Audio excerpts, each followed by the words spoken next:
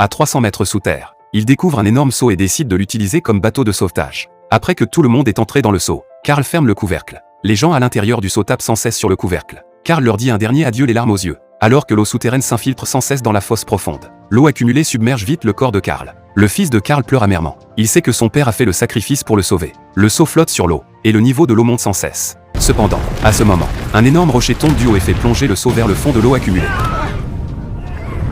Heureusement, le seau percute un autre rocher et remonte à nouveau en flottant. Mais malheureusement, le seau heurte un tuyau d'acier.